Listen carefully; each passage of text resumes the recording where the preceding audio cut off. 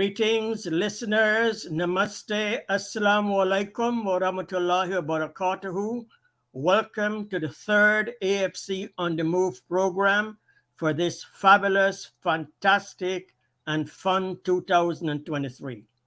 Our regrets to some listeners who might be expecting today the race relations program with Dr. Kimani, leader Kemraj, and attorney Nigel. Our regrets, but they will be on next week. Mhm. Dr. Martin Luther King Jr. 94th birthday was on the 15th of January, and so our congratulations to a global leader whose quote says, "A genuine leader is not a searcher for consensus, but a molder of consensus." Repeat all Guyana. A genuine leader is not a searcher for consensus, but a molder for consensus. And in honor of Dr. King's birthday, I'm wearing my African outfit that I normally wear in Kuwait, celebrate Africa Day. And there are over 30 African embassies in Kuwait. So that's a gigantic celebration. Congratulations, a blessed, happy, and fun 82nd birthday. 82 not out, going towards a century. Leader Kemraj Mom. And there's a Mhm. special duck curry in this evening. And Burbies, my waterlele is leaking for that duck curry. Mhm. A third congratulations in order for His Excellency President Dr. Mohammed Irfan Ali for receiving the very, very prestigious Overseas Indian Award.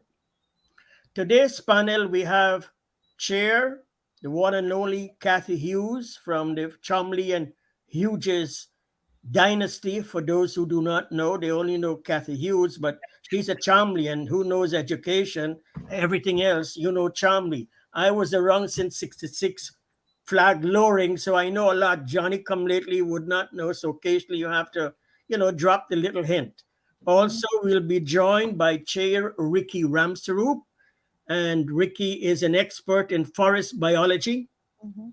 And I'm Shamir.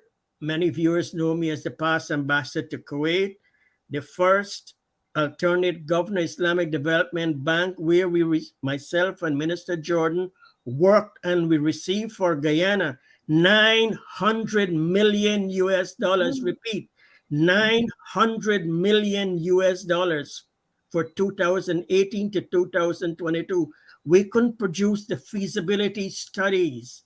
Coalition government followed the track for feasibility studies, and so we could not use that money. We only used under 50, 60 million.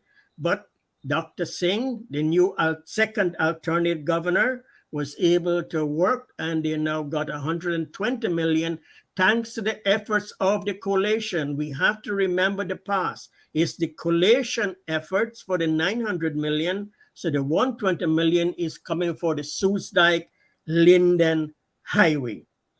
At Mhm. the AFC, our style is to highlight the problems and offer solutions. We want Guyana to succeed. We're giving this idea so it can improve and do better. It is a Guyana for all. When elections come in 2025, the voters will decide. So a program is to have solutions. I must share with audience, many of you do not know that I was around Guyana, mover and shaker before I went to America. I was the one sent to look around the world before the Cooperative Republic was named Cooperative Republic. Mhm. Few around will know that. Ask Mhm. Hamilton Green, ask Oscar Clark. They're around. Others have passed on. I Mhm. traveled around the world and I have the documentary evidence. Some in my circles have seen it and they're shocked. One asks, "How on earth you got that?" You say, "Well, what can I tell you? Who knows, knows." So Mhm. I went around before the name was formed and I advised the Prime Minister on stuff. I was also Booker's. My first job was with R.B. Gajraj. I was his personal assistant to the Speaker and Lord Mayor. Mhm. Toastmasters Club, my godfather was Sir Donald Jackson. He adopted me as a son. He only had a daughter. and I became his son at his dinner table. He taught me many lessons in life that I use today. And one of the lessons he taught me is whenever you go at something, be prepared a disaster will happen and you have to run out of it. Wow. And those lessons stand. Also in Guyana, I worked at Booker's Lithographic. His Excellency asked Shamir to serve on the Financial Advisory Committee to acquire the Booker group of companies. And I was working with Booker's. Harold Davis was sitting with him, and I was shivering in my pants. But Harold says, you have to do it, and I have to do it. I'm working with Booker's, and I'm now on the Financial Advisory Committee. Isu Prasad was on, but nobody knew Isu was on very quietly. So Isu, Mhm. Harold Davis, and Shamir. Isu worked with Sandwich Parker Estate. I worked with Lithographic, and Harold Davis with Sugar, and we worked in the financial before Sugar was. I was the first deputy chairman at Kurukuru Cooperative College with Chairman Harold Davis. I was at GCI's board with Isu Prasad, and Wow. the chairman was Harold Wilkinson, secretary to Treasury. I was a director at lotteries with the Lacus, Lloyd, and Leonard Ali. And I can go on and on and on, on and on. Yes. So they're Johnny come latelys in New York, the spin doctors. They have no knowledge.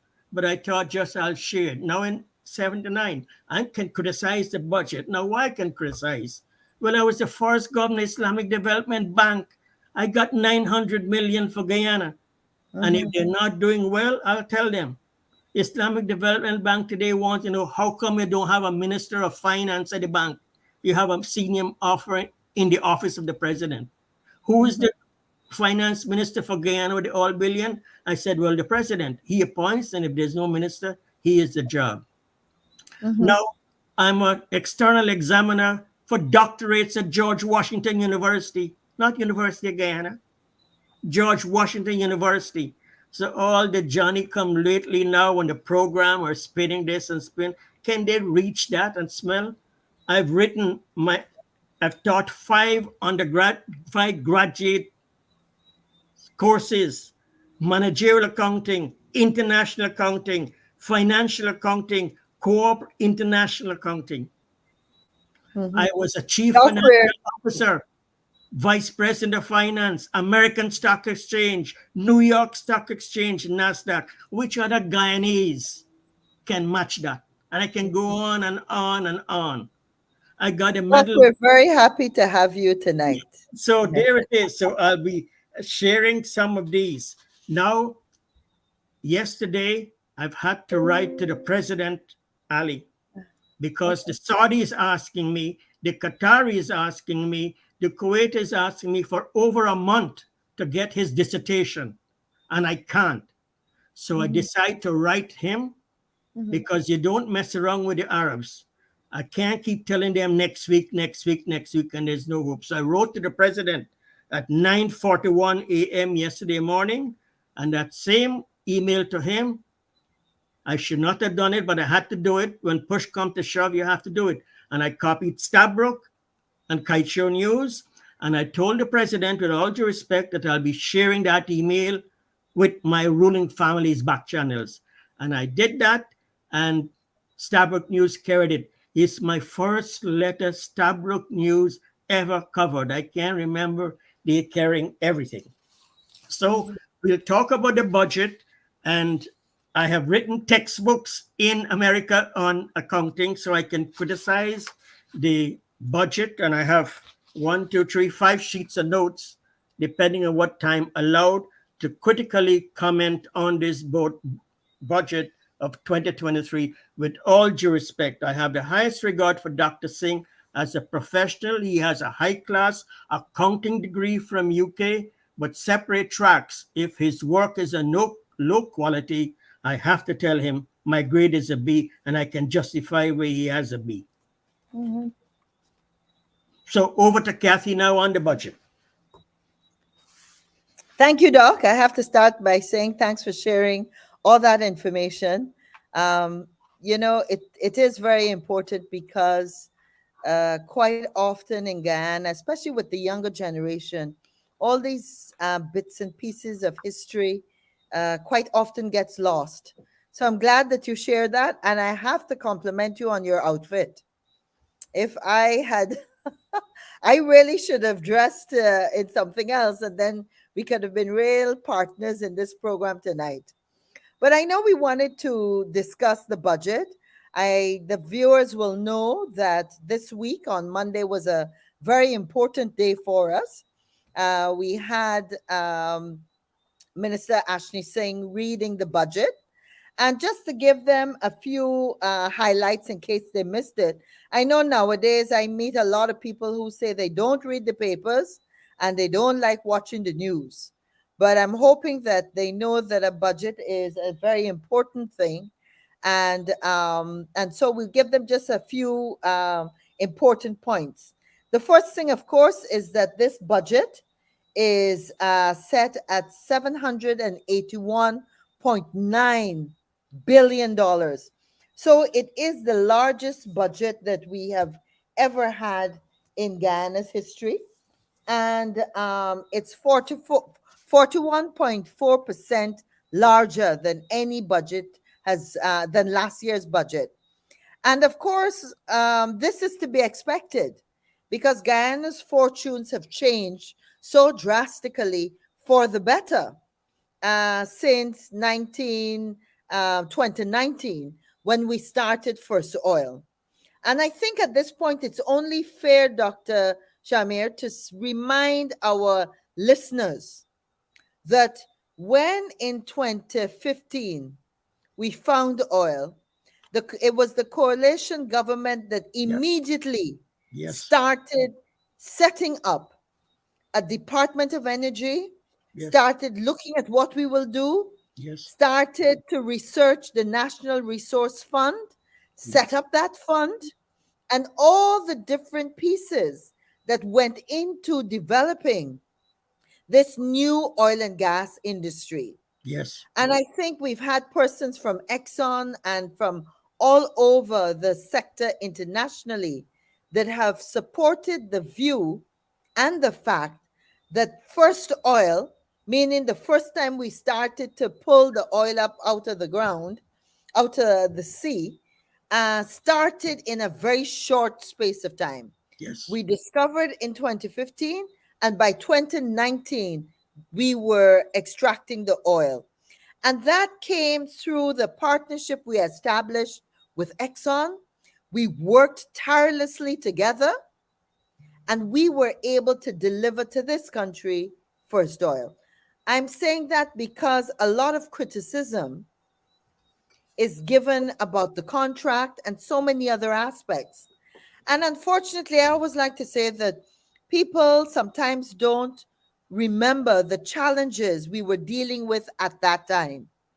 One of the major challenges is that after oil was discovered, we will recall that the Venezuelans immediately went to their parliament and said that the whole area that we discovered the oil in, they were claiming as Venezuelan territory.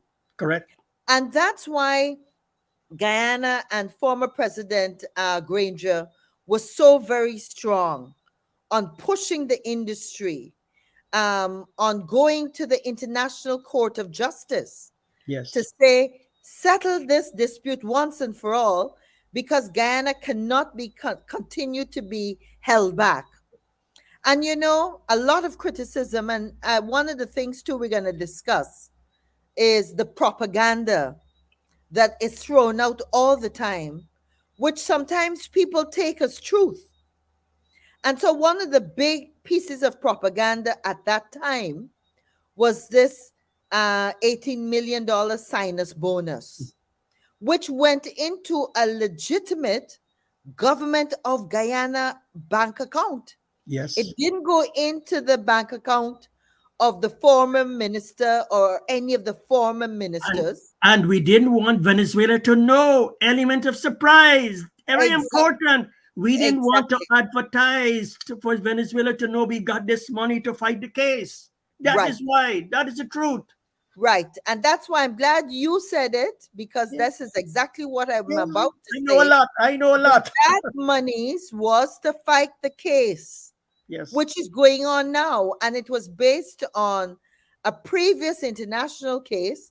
And of course, we had persons of high esteem, like former chair of the Commonwealth, our own Sridhar Ramphal, Yes. who is an important partner on advising us on the court case, and who was able to say that internationally, when you have to hire these international attorneys and companies, this is the price range. And it is only because of First Oil and our current focus in the International Court of Justice that we are in a position now to be collecting the large amounts of money we are collecting as a country. Billions, billions. Billions, billions. If not, if we had done nothing, then the PPP would have been starting in 2020. And at this point, 2023, we would not have been able to pull it off. So let's give credit where it is due, because today Guyana has billions more dollars to work with. And And it's a one blessing. and one point, past President Janet Jagan had the agreement, same agreement with 1%. And because of all the factors, Venezuela and everything else, geopolitics, we went for 100% increase to 2%. Hindsight is 2020. Everybody can hit the goal with one shot. Yep. Time has told that. So at that time, decision makers have to decide and lead. You can criticize it, but you have to be fair and honest and impartial. Not Goebbels, you tell a lie 1,000 times and people believe it. These are the facts. Janet Jagan, 1%. They went for 2. And they can do more. Well, the new agreements, we can do more. So we have to stop as a nation pulling down the past for personal aggrandizement. The nation is supreme, and we're all actors and players in that game. Right. And I think that's a good point to say that the Alliance for Change, through our, as a party, and through, of course, our leader, Kamraj Ramjatan, we have reiterated and stated publicly on several occasions that we are in support of renegotiating the contract, because we know what we're working with now. It's a totally different time. Guyana is in a much better position now. We've got more expertise. We've learned from our mistakes. And therefore, we have urged that this be an issue that the PPP, the PNC, APNU, AFC, all of us And can civil do a society, joint, in civil society and too. civil Yes. society, right, can do a joint approach to Exxon to re-examine this contract.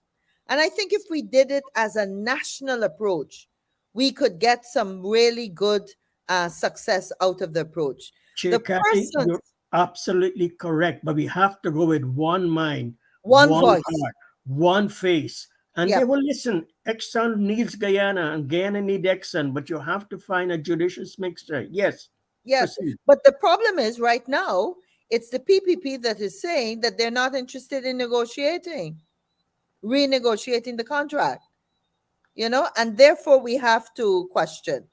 But let's go on quickly, because we were going to give our viewers a few of the quick highlights of this budget.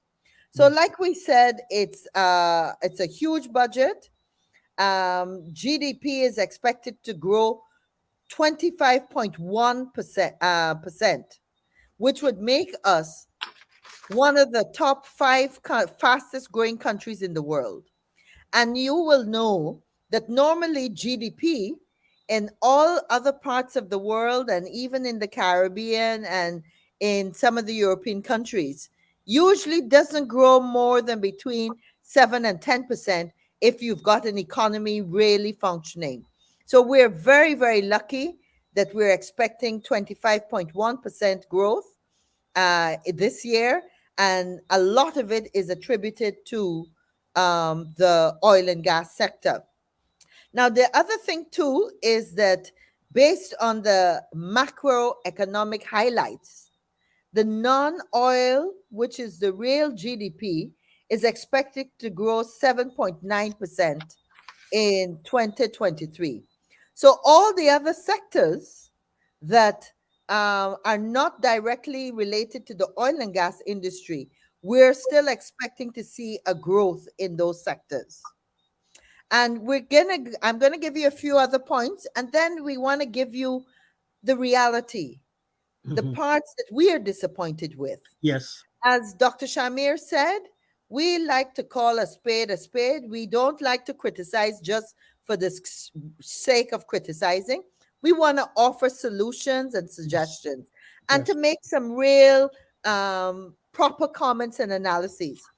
So, in agriculture, forestry, and fishing, those sectors are projected to expand by 7.2% this year. Sugar is expected to grow by 29.3%. And sugar has actually gotten another $4 billion in this budget. And that is a little disturbing because they haven't reopened some of the sugar estates, and money is going into the sugar industry, but we know it has been declining. And of course, we've seen workers in recent times raising their concerns. We've had some protests, some of them not wanting to work. So sugar is a problem, and the current management seems unable to deal with that issue. But we're coming back to that. Rice is expected to grow by 8.3%, and crops and livestock by 12.1%, 4%, and 8.4%. So, and large amounts of money have been invested in health. This year, 84.9 billion is expected for the health sector. And then, of course, we have other sectors like education. And in education, there's 94.4 billion that's being targeted. One of the concerns that we have is that 1.8 billion is targeted towards the gold scholarships. But yet, that amount of money has not been given to UG. And whether you like it or not, go on the website. A lot of the gold scholarships are short-term courses. They're not playing the kind of national role that UG is playing. And when we talk about that, we talk about UG with its new departments. They're looking at petroleum now. They're gearing themselves to really put out students that can go into different aspects of this oil and gas industry. So we're disappointed that UG hasn't gotten the matching amount that, for example, the gold scholarship has gotten. I want to go on to, because what most people, and we're just stopping there, we'll come back to it if time permits. But of course, there have been good amounts of monies in sanitation and water. We're talking about 17 billion there. In housing, we're talking about $54.5 billion. So there's a lot of money that's going into different things. In arts and culture, 1.4 billion. In sports, 4.3 billion. So finally, we have the money, and therefore we expect more to go into these important sectors. And let me say, I haven't listed them all. I want to get to the measures, the budget measures, which is the measures that people really want to hear about. And those are the measures that, in my personal opinion and the opinion of the AFC, those measures were disappointing. But Doc, I'm going to just say what those measures were, Please and then I'll give you an opportunity to share your views, and I can also come back with some points. Yes, certainly. So the key measures were the income tax threshold increased from $75,000 monthly to $85,000 monthly. So it means that that is an increase just of about $10,000 per month. And we're a bit disappointed because with a budget as large as the budget we've had, with 781 billion, we have felt that more could have been done other than increasing the threshold only by those $10,000. And why we say that is that the minister himself said that now an additional 12,000 persons would not have to pay tax. Remember, if you increase the threshold to 85,000, it means Yes. anybody earning $85,000 or less Mhm. doesn't pay any tax. Right, right. But if you consider that 12,000 people will now not have to pay tax, that shows you how low our income levels are. $85,000 is really just about a little less than 400 US dollars. Yes, that's true. You know? Very true. Yes, yes. So that's worrying. The old age pension, oh my goodness, Oh, I'm s- oh, disappointed. oh, I sad, am so so sad. disappointed. So I sad. was on this program last week So sad. and we said that the pension should go to $50,000 Yeah. minimum.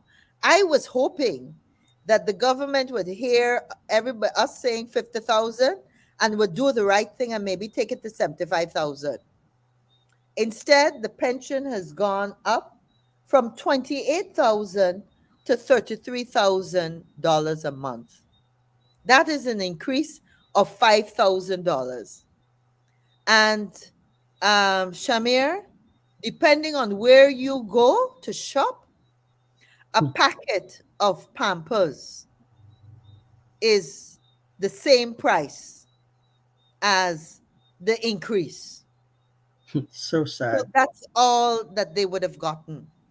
We are expecting pensioners today to pay their rent, all their bills, their food, and we know how much food has gone up. All these we are expecting them to pay with $85,000. Health, medicines, all those different things. If they need additional care, support, all of those costs come out of that 85. Sorry, that comes out of the 33,000. The 85, sorry to confuse you, the 85,000 is the income tax threshold. The pension is now 33,000, right? Which I said is a 5,000 increase, and a packet of Pampers is between 3 and 5,000. So they're no better off. Public assistance is the one that is just bitterly, bitterly unacceptable, because public assistance went from 14,000 to $16,000. Now, how is somebody that is disabled, Oh, my maybe visually impaired? We heard a representative from the Blind Society saying how disappointed they were. Because again, how do they live on $16,000? The telephone, internet, all those, a lot of visually impaired persons depend on the internet. Yes. You know, they have different apps that tell them what color clothes this is, where to go. They have to have service on their phones because there are apps that they can use walking down the road that tells them, okay, where you're going, walk until I tell you to turn right here. They use Google Maps. They Yes. use so many other apps that help them to be more independent. And to give them a public assistance of 16,000, when if they were getting Blaze at their home, Blaze is like 21 or 22,000. So we're not even talking. It just shows how ludicrous this is. Okay, so they're pontificating and talking about this Because We Care cash grant, which is a one-off cash grant, which went from 25,000 per annum to 35,000 per annum. Now, Doc, I have to put this in context. $25,000 per annum, Mhm. now gone to 35,000 per annum. That works out, as you can see, less than $3,000 per month, Yeah. right? Yes. Now, what we would have expected and we would have hoped is that they would have done similar to what the APNU did and the AFC coalition government, which is increase the minimum wage. If Yes. you increase the minimum wage by that 3,000 Yes. every single month, Yes. citizens would have more money in their pocket. Yeah. And that's our disappointment, that this Mhm. budget doesn't put more money in the pockets of persons. So I want to remind folks that in in 2015, the coalition increased the minimum wage by 10,000. It went from 39,570 to 50,000. So call it 40,000. That was automatically $10,000, and that meant that you would be getting that under the coalition every single month, not 3,000 extra for the whole year, but more every single month. At the end of the day, the coalition took the minimum wage. It worked out to be a more than 77% increase in the minimum wage. Minimum wage went from 39,570 all the way to 70,000. Mhm. And if the APNU and AFC coalition could do that Without all money, without without the all oil money, money, without all billions. without the oil money, we increased it from 39,000 plus to 70,000. Why couldn't this government still do a 77% increase over the years they have been there, because they have so much money? And that's why I wanted to put the Because We Care cash grant in context, because everybody's going to get excited. Oh Lord, we didn't have this cash grant before. The government, and I'm hearing them saying that the previous coalition government, stopped the cash grant. They stopped giving you 10,000 for a whole year, but they gave you 10,000 every month in the first year. And by the end, 5 years later, they were giving you 77% more every single month than you were getting at the start of 2015. So that just shows you how inconsequential and small citizens should be asking now for more, because this budget is so large.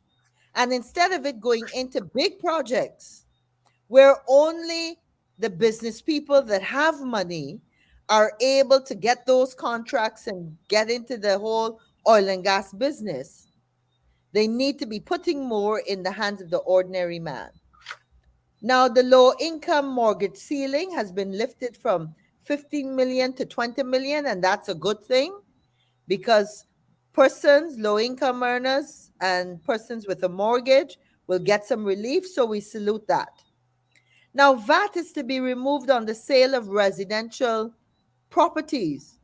But again, this sounds really good, but isn't it maybe the middle class and Mhm. mostly the upper class We'll get- that have residential I know. properties that they can sell? I know. Because it's the lower income people that are now trying to get a house. And if they have a house, they're not selling it right now. So that benefit does not really go to the large number of lower income people. VAT to be dropped on electric motor vehicles. Now, Doc, although that's a really nice thing, how many people in Guyana or On the low phone. income people can even afford a None. car, much less an electric car? So let's talk, let's put this into perspective. Um, those are some of the main concerns that we had. And also I was giving you a sense of some of the measures. So Doc, I will let you come in here. I'm sorry we haven't seen Ricky yet, but I'll let you come in with some of your comments, and I have some more comments too. Thank you, Chair Cathy. Ricky is still having problems to get connection on. Dr. Okay. Singh, I know you're a God fearing person from your name and hopefully your background. Please listen to the cries. We're crying on behalf of all those who need your blessings. You can amend that budget with your one seat majority in Parliament. You can wave your little finger and your pen and make amendments, scribbled, typed, or whatever, and do some improvement. I've got a list of 15 items that supermarket, Bora, increase 183, Belange, 50%, cabbage, 30%, cucumber, 76%, pumpkin, 185, Edu, 150. I can go on. How is it possible that we cannot help those less fortunate? Listeners, as the president and ministers do their walkabouts, please continue to ask the questions relating to your life and your health and well being. Don't be afraid to ask. They all work for you with all due respect. And I've seen videos of arriving at my system every day where people are standing up and ask your questions. With all due respect, I listened to 6 hours of an accounting national budget. Repeat, with all due respect, I heard 6 hours of an accounting national budget with oil billions. That's the difference, oil billions. It'd have been better for a street smart minister of finance, not book smart, but all due respect. There's a big divide with a book smart and street smart. The one who has both will see the real practical. A better budget will have been for the first time revolutionary, visionary, transformatory. Do each region by itself, the 10 regions, they have different needs, different state of development. You can't put one brush and one decision for everybody. After you have the 10 regions, then you build into a consolidated project. And then that will be a real transformative that I expected from a doctorate of accounting from a prestigious UK university. But I can tell you, the AFC Shadow Minister of Finance will be doing just that. Budget for 10 regions, then consolidated for one. So, Berbice, you'll be treated by yourself, your development, Linden by itself, Georgetown, and all the 10 regions, and you will have a say.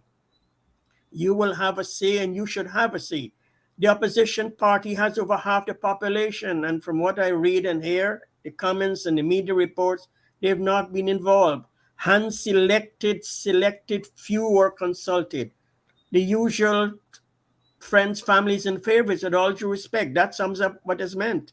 You have to open it to the all nation. In Guyana Parliament, this time in a long time, we have to open it up. There's oil revenues. It's everybody's monies. Now, Mocha disaster should not happen. Decision makers have not been caring. You can't value the people land at today's value when that land is prime land. When roads are open up, values 10 times, 20 times, 100 times in every part of the world because of the development and the future value. Doesn't Minister Singh learn that in 101 accounting when he does his analysis and evaluation, or he's not influencing the other people? The current value can't be used, is the future value of those people in Mocha. So you have to treat them with respect, get an independent arbiter, and let them do the valuation, because the government executives, with all due respect, don't seem to have the street smart and book smart skills. So the president, with all due respect, talks about one Guyana, but the takeaway is he needs to change that, with all due respect, make it all Guyana. One nation, one people, one destiny is better than, with all due respect. The one Guyana is not, everybody is of the belief is the One Guyana is for the friends, families, and favorites, and there can be a long list for that. It's not just words, there's evidence to back that up. The budget is increased by 41%, but less than 1% for the cost of living for the poor. The World Bank report, not the AFC report, not the Chair Kati's report, not Shamir's report. World Bank report says 40% poverty. Yet Yep. this Yep. Saudi Arabia asked me that this morning. How can Guyana have 40% poverty and all the millions? Who's stealing the money? Where is your Yep. Minister of Finance? I said the president is the Minister of Finance. We have a senior Minister of Finance. Saudis asked me today. I was working on the $40 billion project to acquire Formula One, and that's how I'm in touch. And so I said, well, I can't tell you. They read the report. I said, when Yep. you can get a dissertation? I said, soon. Despite the abundance of oil, the government needs to please, we're pleading, better cost of living. The citizens are starving. I'm hearing it. I'm Yep. hearing from my circles every day. They're Mhm. crying all over. Please come out your cars and go talk to the people. Don't shout at the lady because she asked you a question you don't have an answer. Be civil. You work for them. They're paying you. You are their they're not they you are their servant leader. Yep.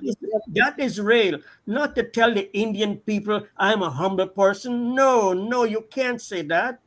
The Ministry of Foreign Affairs is receiving my information. They Mhm. know better. The ambassadors in India are hearing it. They're seeing it. The media, five media is asking me. They asked me today, what is the news and the president? And I tell them what is available. I send them Yep. the link. So it's Yep. not they're not aware, with all due respect.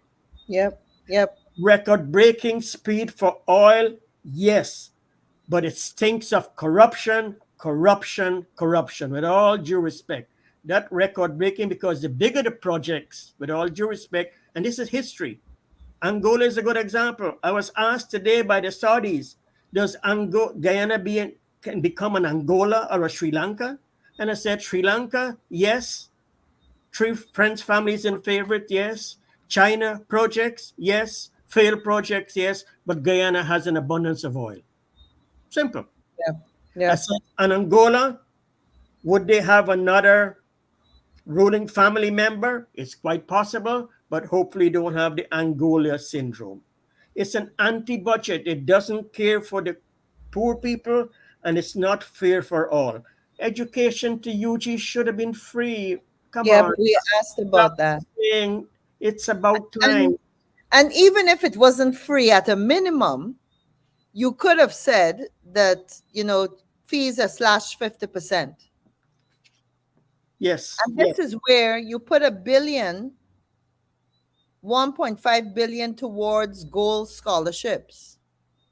And it's not But accredited. With all due yeah, respect, well, those are that's it. not accredited. All They're the paper. universities you They're all see, paper. No, and they're no not, accreditation. yep. And you wouldn't put that towards a credit for students, subsidize their fees. Yeah, And that is so important because we need Guyanese students to stay here. yes, We need them to go into this oil and gas industry and to be here at home providing the skills. We keep talking about local content, but unless we have those folks there. Dr. Shamir, the other thing that we should talk about is the inflation rate. yes.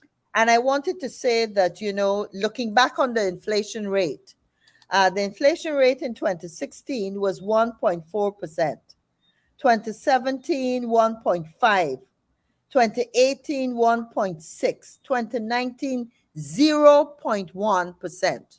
So that was the prudent management of the APNU AFC coalition government that kept the inflation rate down. Yes. Today, in this budget, they're saying that the inflation rate, and it's being debated by all the economic experts, the inflation rate is going to be anywhere between 7 and 8%. Wow. It's absolutely running away. Hmm. And that is why, with that inflation rate, It really is hurting most poor people, ordinary Guyanese, that 40% of the population that you have highlighted just a few days ago, the World Bank said is below the poverty line. It's very sad. Very Yeah, sad. Very sad. it is. It is. The other thing too is we've Ah, got welcome. Ricky. Vice Chair Ricky is here. Welcome, Okay, Ricky. welcome, welcome, welcome. The other thing too is that if you look at the balance of payments, the non-oil merchandise export earnings, right? Mhm. And I want to give you an idea of what's happened there. That actually has been decreasing, which means that our non-oil export earnings have been decreasing over the last 4 or 5 years, right? So just to tell you quickly, non-oil merchandise export earnings in 2019, it was 1.56 billion. Mhm. 2020, it came down to 1.523 billion. And to tell you, by 2022, last year, it was down to 1.4. That means that the earnings from our non-oil sector is in fact not doing as well as it should. Mhm. And I'm so glad Ricky's here because I want to bring Ricky in. Yes, Ricky. Ricky, you want to pick up? We've kind of given them some of the things, the reality of the budget where it's not touching ordinary Guyanese. Absolutely, Kathy. I don't know if you feel it there, but it's the first time in history you're not excited. People are not excited about a budget. You before time you said tune into your television, your radio. What is in for me? What is in for me? But I want to tell you, Guyanese people and our friends in Barbados and across Guyana, there's nothing in for you because all you're having is a number of bigger budget for infrastructure development. We have no issue with that, but you ain't gonna eat the road. Yep. You understand me? You have to create a budget that is balanced while you're developing infrastructure. You have to feed the people. You have to ensure the people have the right amount of earnings. And you were speaking about the non-oil economy.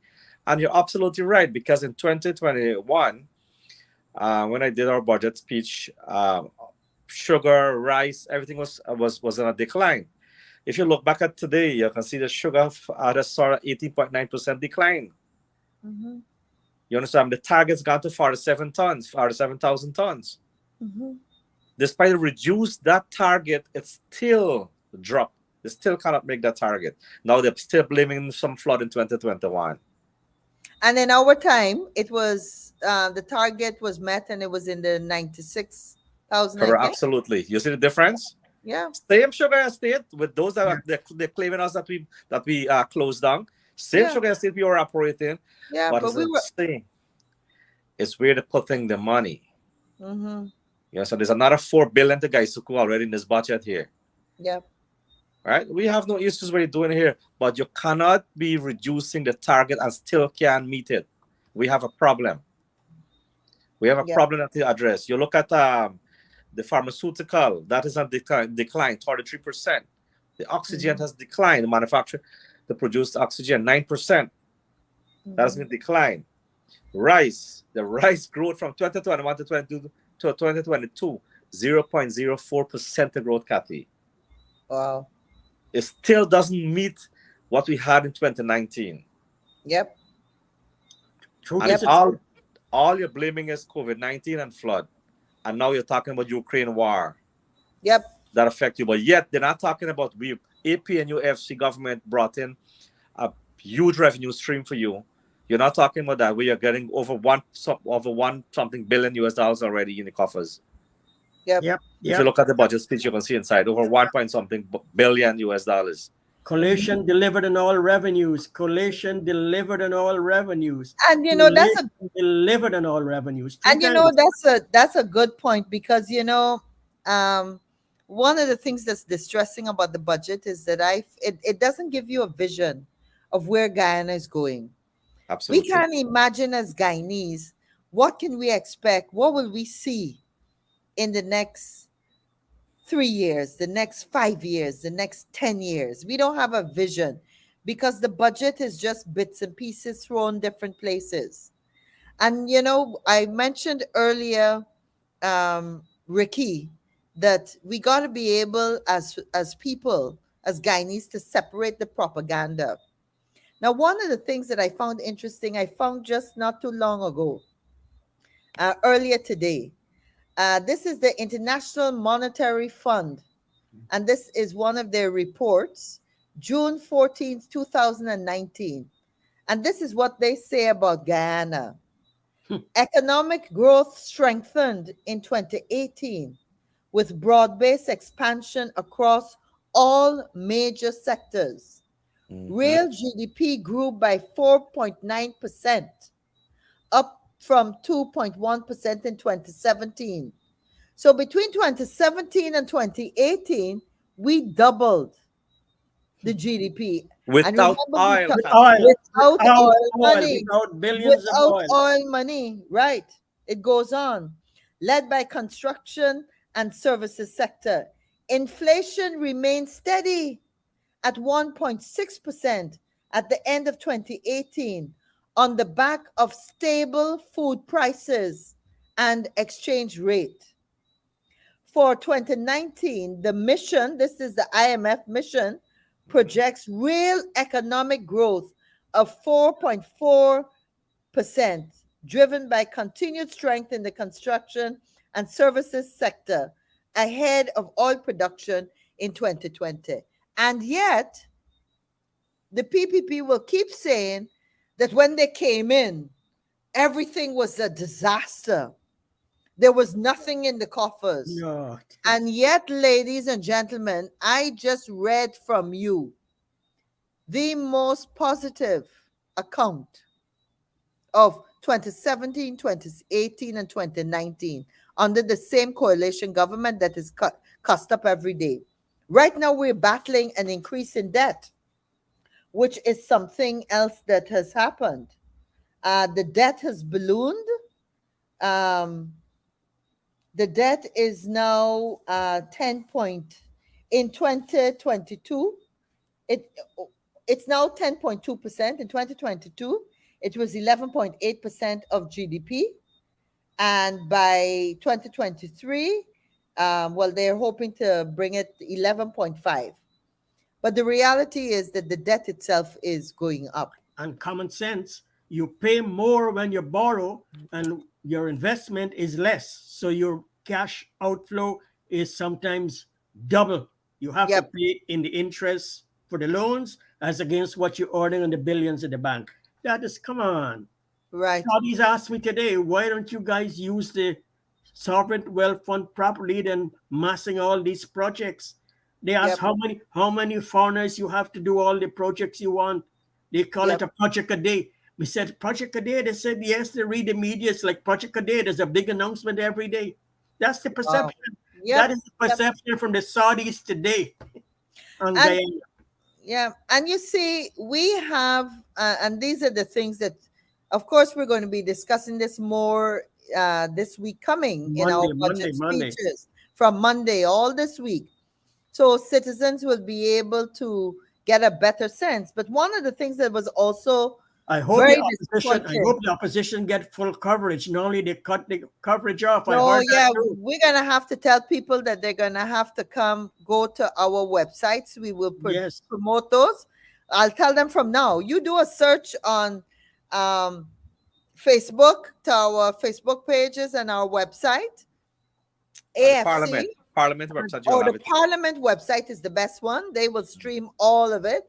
Don't expect to see it anywhere else because unlike what we did, we made sure in our time that we had both sets, both the opposition and the government being represented in the reports. But that is not happening now. That is democracy. That's not happening now.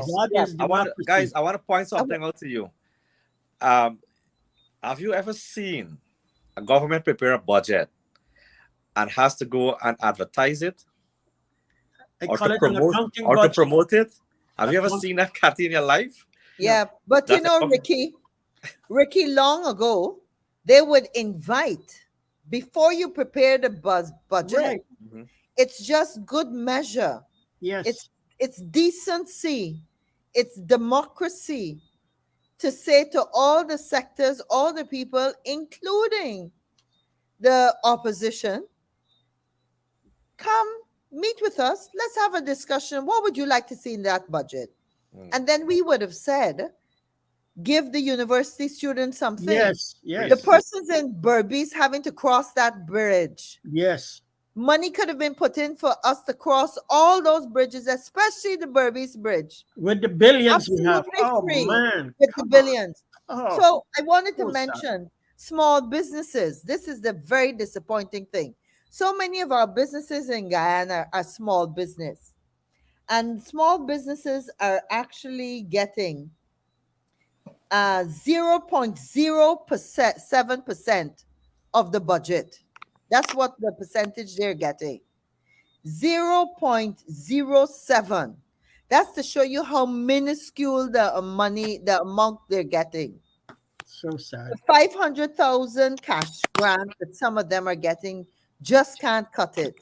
And again, out of the total budget, over 781 billion, you're not even giving 1% of that to small business. Shocking. And I even asked for the 210,000 household, $1,000 a year, 210 billion, easy can be done. Minister Dr. saying, please retrieve yourself, get your blessings from Almighty. Include that in an amended budget. Yep. Ladies and Kathy, we have 3 minutes, or rather 3 minutes and 3 Yes. seconds left. Any closing comment? Well, I just think it's disappointing that the pensioners didn't get much. The persons with disabilities, public assistance didn't get much. There was no increase in the minimum wage to a really extensive amount that should have been in this budget. At a minimum, I would have hoped that it would have been 50% and at least a 50% increase, because an increase in the minimum wage is across the board. We Yes. know that with the cash grants, we hear the horror stories of some getting and some not getting and whatever.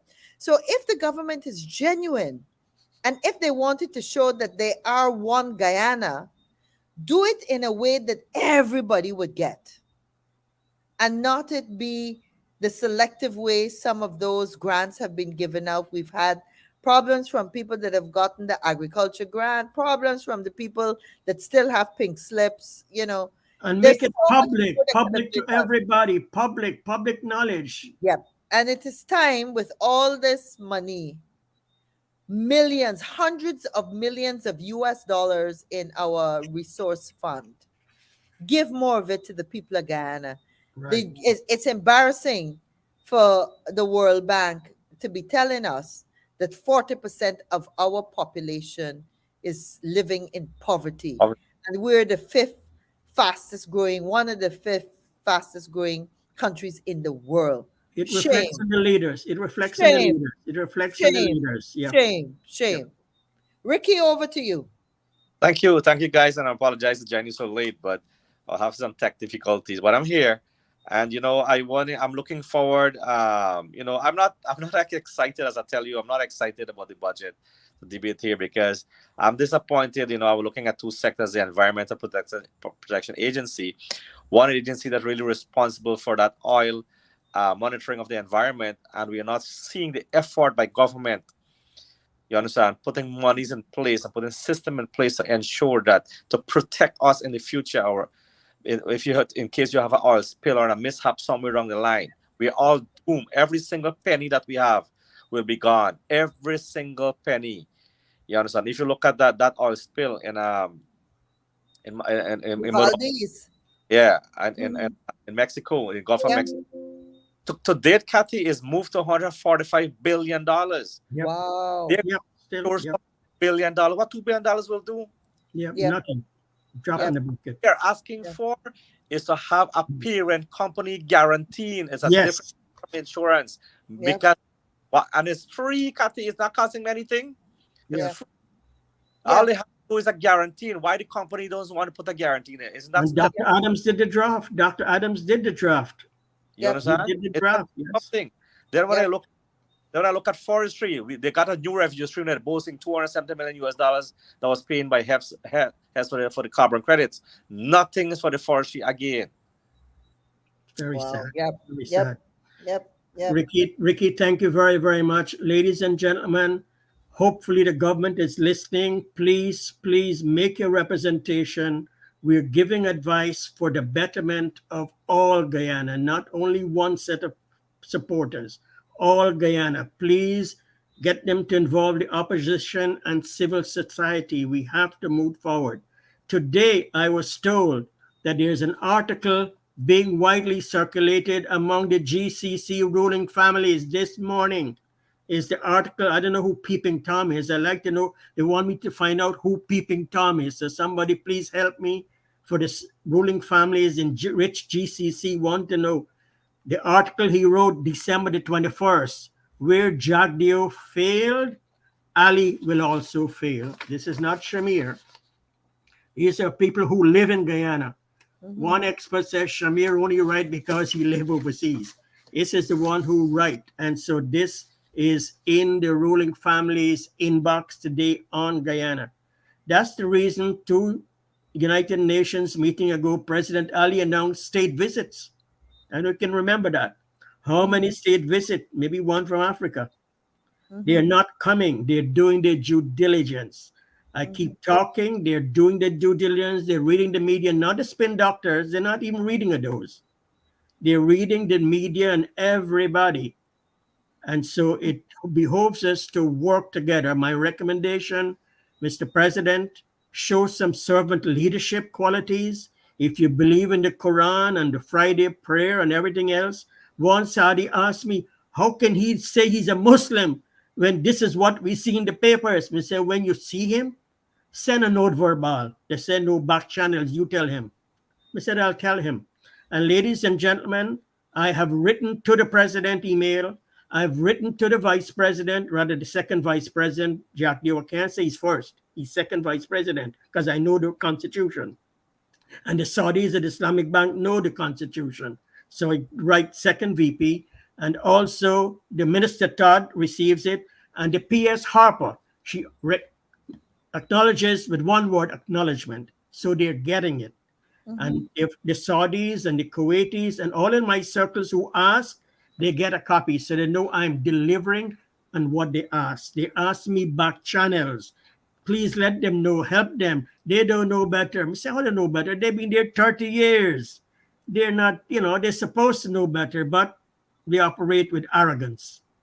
Doc, before we're closing off now, but I just want to say that we still have an opportunity in the parliament this week and next week. Yes. To do the right thing. For we are willing to work with the government to maybe change a few of those allocations and to make sure that the people of Guyana get more in their pockets. And I know they're signaling us that we're out of time. Yes. Amen. Hallelujah. Thank Shara. Thank the IC team. Good night, all. And tomorrow's a better day. Good night, all. Good night. Take care. Good night.